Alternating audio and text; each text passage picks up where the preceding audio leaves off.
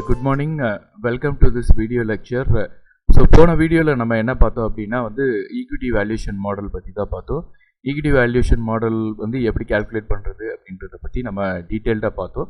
So இன்றைக்கி full and ஃபுல்லாக bond valuation எப்படி பண்ணுறது அப்படின்னு பார்க்க போகிறோம். ஈக்விட்டி ஷேரை பொறுத்த வரைக்கும் நம்ம கேஷ் ஃப்ளோ மட்டும்தான் கன்சிடர் பண்ணிக்கிறோம். ஏன்னா கேஷ் ஃப்ளோ அண்டு செல் பண்ணும்போது அது சேல்ஸ் ஆகிறது கேஷ் ஃப்ளோவில் சேர்ந்தே வந்துடும். அதனால தான் அந்த லாஸ்ட் கேஷ் ஃப்ளோ மட்டும் 220 அப்படின்னு இருந்துச்சு போன ப்ராப்ளமில். ஸோ அப்போ அது அசட்டோட வேல்யூவும் சேர்ந்து செல் பண்ணுற மாதிரி நம்ம கன்சிடர் பண்ணிக்கிறோம். பட் ஆனால் பாண்ட் வேல்யூஷனை பொறுத்த வரைக்கும் அப்படியே டிஃபரான ஒரு கான்செப்ட். பாண்ட் வேல்யூஷன் பொறுத்த வரைக்கும் நம்ம இந்த பாண்டு ஒரு தடவை பர்ச்சேஸ் பண்ணிட்டோம் அப்படின்னா அந்த பாண்டோட வேலிடிட்டி பீரியட் முடிகிற வரைக்கும் அதுக்கு இன்ட்ரெஸ்ட் பேமெண்ட் இருக்கும். யூஸ்வலாக கார்பரேட் பாண்டோட லிமிட் 3 இயர் மினிமம்லேருந்து 10 இயர் வரைக்கும், கவர்மெண்ட் பாண்ட் 20லேருந்து 25 இயர்ஸ் வரைக்கும் இருக்கும். ஸோ இப்போ சில கான்செப்ட்ஸ் என்ன அப்படின்னு பார்த்தீங்கன்னா பார் வேல்யூ அப்படின்னு சொல்லுவாங்க. அந்த பார் வேல்யூ அப்படின்றது பாண்டோட ஃபேஸ் வேல்யூ. அந்த பாண்டோட வேல்யூ இப்போ அந்த பாண்டோட வேல்யூ 100 ருபீஸ்னால் அந்த பாண்டில் எழுதியிருப்பாங்க 100 ருபீஸ் பாண்ட் அப்படின்னு, இல்லை 1000 ருபீஸ்னால் 1000 ருபீஸ் பாண்ட் அப்படின்னு எழுதியிருப்பாங்க. அதே மாதிரி அந்த பாண்டில் ஒரு பர்சன்டேஜ் கொடுத்துருப்பாங்க. அந்த பர்சன்டேஜ் பேர் தான் coupon rate or interest rate. அந்த ரேட் ஆஃப் பேல தான் நமக்கு இன்ட்ரெஸ்ட் கிடைக்கும். ஆக்சுவலாக இன்ட்ரெஸ்ட் அதில் பே பண்ணுவாங்க. அப்புறம் இதுக்கு அடுத்து ஈல்டு டு மெச்சூரிட்டின்னு ஒரு கான்செப்ட் இருக்குது. அந்த கான்செப்ட் என்ன அப்படின்னு பார்த்தீங்கன்னா இந்த 10% நம்ம அந்த எல்லா இயருக்கு கேல்குலேட் பண்ணி டேக்ஸோட டிடெக்ட் பண்ணும்போது நமக்கு ஆக்சுவல் ஈல்டு எவ்வளவு ப்ராஃபிட் கிடைக்கிது அப்படின்றது தான் மெச்சூரிட்டி டேட்டில் கிடைக்கிறது தான் ஈல்டு டு மெச்சூரிட்டி அப்படின்னு படிப்போம்.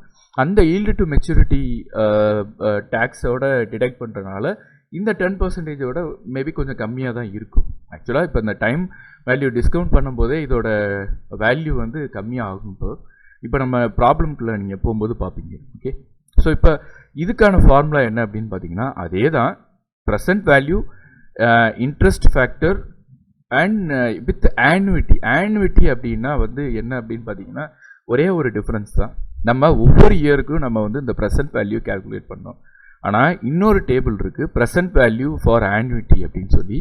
அந்த டேபிளில் பார்த்தீங்க அப்படின்னா அது இப்போ say for example 5th year வரைக்கும் நமக்கு ஒரே அமௌண்ட்டு தான் அப்படின்னா டோட்டலாக 5th இயருக்கு எவ்வளவு அப்படின்னு சொல்லி அந்த டேபிளில் வேல்யூ இருக்கும்.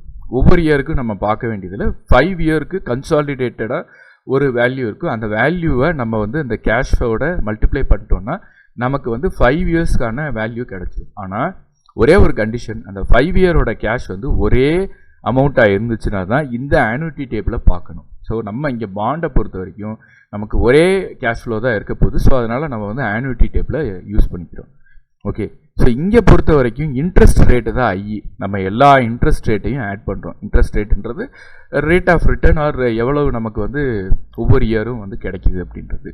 இங்கே எஃப்ன்றது பிரின்சிபல் அமௌண்ட், எவ்வளவு இன்வெஸ்ட் பண்ணியிருக்கோமோ அது நமக்கு ஃபைனலாக கிடைக்கும். இப்போ 5 இயர்ஸ் அப்படின்னா நமக்கு first year interest rate, second year interest rate, third year interest rate எவ்வளவோ அது கொடுப்பாங்க. 5th year, 4th year, 5th year, அப்புறம் இந்த 5th இயரோட எண்டு மெச்சூரிட்டியில் நமக்கு பிரின்சிபல் அமௌண்ட்டையும் சேர்த்து இன்ட்ரெஸ்ட்டோட கொடுப்பாங்க. ஸோ நம்ம அப்போ அந்த 5th இயரில் தான் நம்ம இன்ட்ரெஸ்ட்டை கன்சிடர் பண்ணணும்.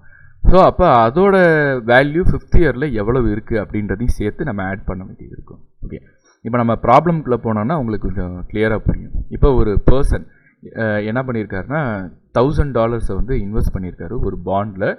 ஓகே, பார் வேல்யூ அப்படின்றது தான் இந்த ஃபேஸ் வேல்யூன்னு பார்த்தோம். அந்த பாண்டில் எழுதியிருக்கிறது $1000. இப்போ ரெக்கார்டு ரேட் ஆஃப் ரிட்டர்ன் அப்படின்னு ஒன்று கொடுத்துருக்காங்களே, இதுதான் நமக்கு ஆர் வேல்யூ. இதுதான் நம்ம அசியூம்டு வேல்யூ, அதாவது கேன்னு சொல்லுவோம் இல்லையா, அதுதான் இந்த வேல்யூ. கூப்பன் ரேட்டை தான் இந்த இதுலேருந்து எவ்வளவு நமக்கு ஒவ்வொரு இயரும் கிடைக்கும். 10 இயர்ஸ்க்கு பாண்ட் இது. ஸோ ஒவ்வொரு இயரும் எவ்வளோ கிடைக்கும்னா 12%. 12%ன்றது ஸோ இதில் 1000ல் 12%ன்றது 120 ருபீஸ் இல்லையா. இதோட கேல்குலேஷன் பார்த்தீங்கன்னா கொஞ்சம் ப்ரீஃபாக போடணுன்னா 1000 × 12/100 அப்படின்னு போட்டிங்கன்னா உங்களுக்கு கேன்சல் அவுட் பண்ணும்போது 120 அப்படின்ற அந்த ஆன்சர் கிடச்சிரும். ஓகே, ஸோ அப்போ நமக்கு இன்ட்ரெஸ்ட் ரேட் எவ்வளவு அப்படின்னு தெரிஞ்சு போச்சு. 120 ருபீஸை 120 நம்ம எடுத்துக்கணும். ஸோ இப்போ ப்ராப்ளம் நம்ம வந்து இந்த இதை அப்ளை பண்ணுறோம். ஃபஸ்ட்டு என்ன பண்ணுறோம்னா 10-120 ஒரே கன்சாலிடேட்டடாக நம்ம என்ன சொல்கிறோம்னா ப்ரெசென்ட் வேல்யூ இன்ட்ரெஸ்ட் ஃபேக்டர் ஆன்னுவிட்டி டேபிளில் பார்க்க போகிறோம்.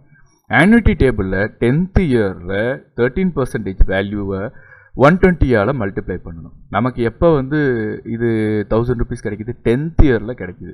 ஸோ அப்போ 10th இயரில் இது வந்து ஆன்னுவிட்டி டேபிள் இல்லாமல் வெறும் சாதாரண ப்ரெசன்ட் வேல்யூ இன்ட்ரெஸ்ட் ஃபேக்டர் டேபிளில் பார்த்தோன்னா எவ்வளவுன்னா இப்போ இந்த 10th இயருக்கு உண்டான வேல்யூ மட்டும் நமக்கு கிடைக்கும். அதை 1000ஆல் மல்டிப்ளை பண்ணணும். ஓகே, ஸோ அப்போ 10 இயருக்கான கன்சாலிடேட்டட் வேல்யூ வந்து 5.426. அதாவது first year, second year, third year, fourth year, fifth year, sixth year, seventh year, 8th year, 9th year, 10th year வரைக்கும் 120 மல்டிப்ளை பண்ணி வர்ற வேல்யூவை ஒரே இதாக நம்ம கேல்குலேட் பண்ணுறோம். இங்கே வந்து 10th இயரை பொறுத்த வரைக்கும் 0.295 அப்படின்னு வந்து இந்த வேல்யூ 1000 வந்து ரெடியூஸ் ஆயிடுது. ஓகே, ஸோ அப்போ ஆன்சர் என்ன அப்படின்னு பார்த்தீங்கன்னா இந்த வேல்யூவும் ஆட் பண்ணும்போது நமக்கு கிடைக்கிற ஆன்சர் 946.12.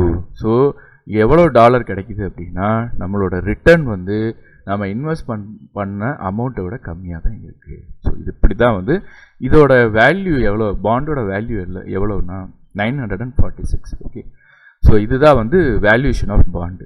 ஸோ ஷேருக்கும் வேல்யூஷன் ஆஃப் பாண்டுக்கும் ஏன் டிஃப்ரென்ஸ் இருக்குது அப்படின்னா ஒரே ஒரு டிஃப்ரென்ஸ் தான். இப்போ நம்ம வந்து இதுக்கு மெச்சூரிட்டி பீரியட் இருக்குது, அதுக்கு வந்து மெச்சூரிட்டி பீரியட் கிடையாது. ஷேரை பொறுத்த வரைக்கும் இப்போ நம்ம வந்து ஈவன் ஒரு 20-30 இயர்ஸுக்கு கூட அவங்க வந்து கேஷ் ஃப்ளோ கொடுத்தாங்கன்னா அதை ஃபுல்லாக நம்ம கேல்குலேட் பண்ணணும். பட் ஆனால் நம்ம கேல்குலேஷன் பர்பஸ்க்காக ஒரு 3 இயர் கேல்குலேஷன், தேர்ட் இயர் வந்து அவங்க அந்த ப்ராப்பர்ட்டி அதாவது ஷேரை வந்து செல் பண்ணிட்டாங்க அப்படின்னு அஸ்யூம் பண்ணிக்கிட்டு கேஷ் ஃப்ளோ மாடலில் நம்ம வந்து அந்த ஃபார்முலாவை நம்ம பண்ணோம். ஸோ இங்கே வந்து நம்ம என்ன பண்ணுறோம் அப்படின்னா நம்ம ஏற்கனவே வந்து இந்த ரேட் ஆஃப் ரிட்டர்னில் பார்த்த மாதிரி இன்ட்ரெஸ்ட்டு ப்ளஸ் அப்புறம் அந்த பாண்டை வந்து நமக்கு ரிட்டர்ன் பண்ணும்போது பிரின்சிபல் அமௌண்ட்டு இந்த ரெண்டையும் வந்து அதாவது capital gain buying minus selling எவ்வளோ நமக்கு கிடைக்குதோ அப்படின்ற மாதிரி நம்ம பார்த்தோம் இல்லையா. அதே மாதிரி இதில் வந்து பிரின்சிபல் அமௌண்ட்டே நமக்கு ஃபுல்லாக கிடச்சிரு ரெக்கவர் ஆயிரும்.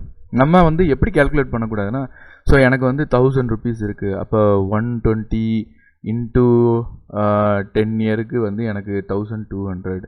ஸோ 1000 + 1200 அப்போ எனக்கு வந்து மொத்தம் இதோட வேல்யூ 2200 அப்படின்னு நம்ம இப்படி ஸ்ட்ரெயிட் கேல்குலேஷன் பண்ணக்கூடாது. ஏன்னா இதுதான் வந்து ராங் கேல்குலேஷன். இதோட வேல்யூ வந்து ஆக்சுவலான வேல்யூ வந்து 946.12. 10 இயருக்கு அந்த ஒவ்வொரு இயருக்கும் வேல்யூ டிப்ரிசியேட் ஆகிக்கிட்டே இருக்கும். நம்ம அந்த 10th இயரில் வரும்போது நம்ம எல்லாத்தையும் சேர்த்து கேல்குலேட் பண்ணும்போது ஒரிஜினல் வேல்யூ வந்து estimated original value intrinsic value அப்படின்னு சொல்லுவாங்க. அது வந்து இதுதான். ஓகே, ஸோ இது வரைக்கும் நம்ம தெரிஞ்சுக்கிடுவோம். ரொம்ப நீங்கள் வந்து டீப்பாக யோசிக்க வேணாம். இப்போ இந்த ப்ராப்ளம் உங்களுக்கு புரிஞ்சிருச்சு அப்படின்னா ஓகே, வெரி குட். புரியலைன்னா கொஞ்சம் சொல்லுங்கள், வேறு ஏதாவது மெத்தட் வந்து நான் ட்ரை பண்ணுறேன். Okay, we will stop here and thank you. நம்மளோட யூனிட் 1 வந்து கன்க்ளூட் ஆயிடுச்சு. அடுத்து நான் வந்து நெக்ஸ்ட் வீடியோவிலேருந்து நம்ம என்ன பண்ண போகிறோம்னா யூனிட் 2 பார்க்க